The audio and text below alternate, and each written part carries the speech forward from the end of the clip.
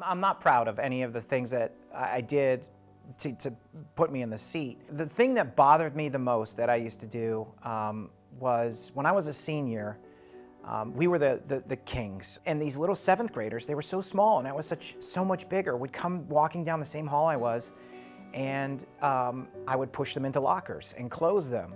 And think it was the funniest thing in the world because my friends would laugh. No one ever sat down and said, don't do that. We never got caught. The teachers never said anything to us. Once I got out of high school, I left all of that behind me and I moved on to the next part of my life. When you grow up a certain way and you learn something and society is accepting of it, you think that that's how it is all the time until you get to a different part in your life and you realize, wow, no one's doing that. That's the wrong thing to do. Now what I do to make sure that it's not as bad when I was a kid, I go to area high schools, talk to the kids, make sure that the kids are listening to what's going on, make sure they tell their parents what's going on, make sure that their teachers are listening. One of the first things is I'll ask everybody in the auditorium or wherever I'm talking to raise their hands if they've ever been bullied and to look around.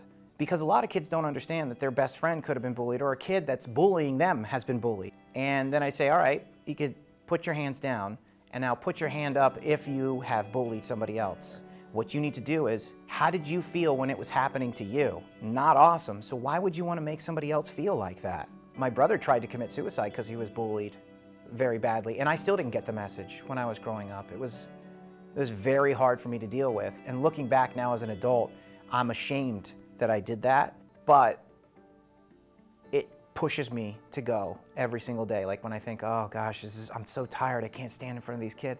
You have to. I have to, because there could be a me in that audience that's doing it to somebody else that just doesn't care and they think it's funny.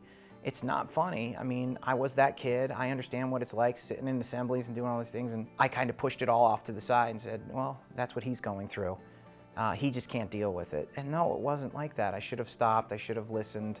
I wish people would just stop and just listen and just look at their lives and go, no, this is not the right thing. I think it's important for people to tell their story. It's kind of embarrassing when you look at your life and you go, I did something that's looked at as a negative thing in society. But if you could turn that negative into a positive, it's worth telling your story so that people that are going through it right now can look and go, wow, okay, so this doesn't have to be this way. I can end up helping people with this.